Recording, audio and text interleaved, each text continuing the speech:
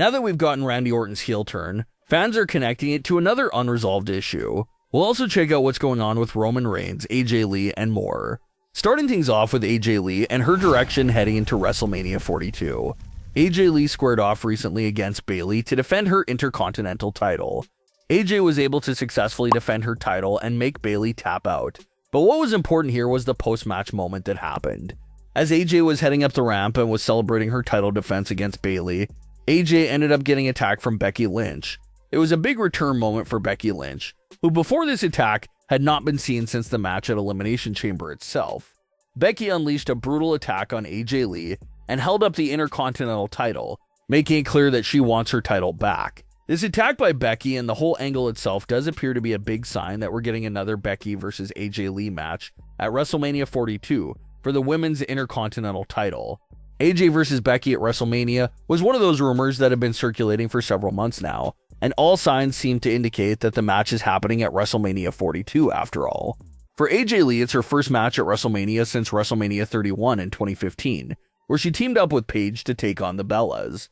It would also be AJ's first career singles match at WrestleMania altogether.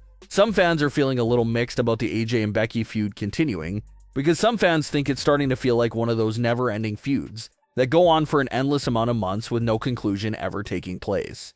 And it's understandable why fans feel like that towards the AJ and Becky program, because technically speaking, this is a feud and rivalry that started on September 10th last year. That was the night of AJ's big return itself to confront Becky Lynch and kick off this whole entire program with her. So if you count September 10th as the start date for the AJ and Becky feud, then this feud has just surpassed 6 months in length. 6 months has sort of been the sweet spot for a lot of the rivalries on television right now. They'll stretch the stories out until that 6-month mark, and usually that's when things start to wrap up. So considering that AJ and Becky have reached that 6-month time frame, it seems possible that WrestleMania could be the grand finale for their feud. There are some fans defending the AJ and Becky feud though, because although they've been loosely involved with each other since last September, they only faced each other in singles action one time, and that was at Elimination Chamber. So although it's been 6 months, WrestleMania would only be their second singles match against each other. So not that bad when you look at it through that perspective. But hopefully they use their WrestleMania match to give this big feud the perfect finale. What also would be nice to see during this WrestleMania match is some payoff for the Jessica Carr sub-story as well. Becky has had this long side story going on with Jessica Carr for several months, and it feels like that's been boiling up to something big as well. So it would be nice if Jessica Carr is the referee for AJ and Becky's match at WrestleMania. And if Jessica could have her own big moment there during that match, that would be a huge payoff to her recent issues with Becky Lynch. Maybe Jessica puts hands on Becky Lynch, maybe she purposely screws Becky out the match against AJ Lee, but it definitely feels like Jessica Carr has to play a role in AJ versus Becky at WrestleMania. And depending on who leaves that match as champion, they'll keep defending the title against a Raw women's division that is on fire right now. So many possibilities there for big matchups and for some of the stars to step up and compete for that women's Intercontinental title. Another big moment happened for AJ Lee this week on Raw when she took a fan's custom Divas title from ringside and posed with it after a match. A big reunion there and a big moment of nostalgia to see AJ Lee holding that Divas title in her hands again. Now let's get into this conversation with Randy Orton, because this is starting to make more sense, and fans are strongly theorizing about this situation. And we're of course talking about the unresolved mystery of the backstage attack on Jacob. The second Jacob went down from that backstage attack last fall, the top 3 suspects everyone was looking at was Drew McIntyre, Cody Rhodes, and Randy Orton. Drew felt too obvious, so no one was really picking him. Cody Rhodes was possible, it would have been a big twist and take Cody down a heel route. But the deep sleeper pick, and the pick that always made the most sense, was Randy Orton being the one who attacked Jacob. Remember that a few weeks before Jacob went down from that attack, Randy and Drew were feuding back and forth for a few weeks there. And the big fan theory was that Randy was extremely bothered that Jacob was getting put in the #1 contenders match for the undisputed title before him. Randy felt like the #1 contenders match that night should have been between Drew and himself. So because of that frustration, Randy attacked Jacob and took him out of that match and out of action. And Randy did it all anonymously, so Jacob never had the slightest clue. And there's been other hints we covered in the past, like the segment a few weeks after Jacob returned, where Jacob interrupted a conversation in the ring between Randy and Drew. As Jacob's music played and he was making his way to the ring, Randy Orton seemed a little startled and concerned, almost as if he was a bit scared that Jacob finally discovered the truth about the attack. But once Jacob walked right past him and went straight for Drew McIntyre that night, Randy bursted out into this huge chuckle and grin. So now looking back at that segment all these weeks later, was Randy's laughing meant to signify him being happy that Jacob was still clueless about his role in the attack? What's bringing Randy Orton's name back into the conversation as the top suspect for the Jacob backstage attack is of course Randy's recent heel turn. The superhero era for Randy Orton is over after what he just did to Cody Rhodes on Smackdown. Randy Orton is a villain, he's evil again, and he has some mysterious off-screen partner that's guiding him through all these evil decisions.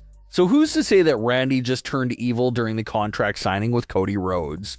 What if Randy's first true evil act was that backstage attack on Jacob last fall? Randy quietly did that to clear up the route to the undisputed title, kept it under wraps this entire time, allowed someone else to take the blame for it, all while Randy was making his way back to the undisputed title. And once Randy had his undisputed title match booked and signed for WrestleMania, he finally stopped the good guy act and let his true colors show. He was the one that attacked Jacob last fall, and that was the first domino to fall in place that led him back to the main event world title picture. If they reveal a twist like that, it will be very chilling. Here everyone is thinking that Randy just turned heel a couple of days ago, but the truth is he's been a heel since last October and has been quietly hiding his true intentions this whole entire time until everything finally blew up with the contract signing. If they go that route, it serves as a shocking twist for the outcome of the Jacob backstage attack, and that would also confirm Drew's claim that he himself truly had nothing to do with the attack. And once it becomes public information that Randy Orton attacked Jacob, you just know that Jacob will certainly have something to say about that, and he will come after Randy for sure. And that could lead to another big program right there of Jacob versus Randy, which would be fueled off the fact that Randy blindsided Jacob with that attack and never owned up to it this whole entire time. So that Jacob attacker reveal is still on the way, but it's surely looking like Randy Orton is more guilty than ever for that attack, especially after that recent heel turn. Roman Reigns and CM Punk had their third promo battle this week, building up to their WrestleMania match. There were some heavy verbal blows exchanged there by both men, but the most talked about moment was the end of the segment. Roman wraps up his words by simply calling CM Punk old, and that resulted in Punk snapping and punching Roman. Fans found this ending to be a little odd, because after everything Roman had said to Punk, it was a bit weird that the thing to set Punk off was him being called old. Well, now information is coming out that this was not the original planned ending for the segment.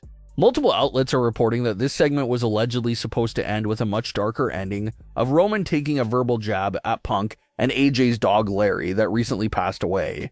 It was something that a lot of fans predicted would happen, and according to reports, it was supposed to happen here in this moment. But for an unknown reason, a pivot was made and Roman's final blow was that old insult instead. So maybe the Larry mention was scrapped for being too dark. But then again, you look at the line Punk said about Roman's father, and that was just as dark, and that didn't get scrapped. So it's a bit confusing, but maybe they're saving the Larry mention for a future segment. Those two don't seem to be done exchanging verbal blows at all, so we should expect to see more of those segments ahead of WrestleMania. But what are your thoughts on today's stories? Leave your comments below. Don't forget to subscribe with all notifications on, and leave a like if you enjoyed. Thanks for watching, guys.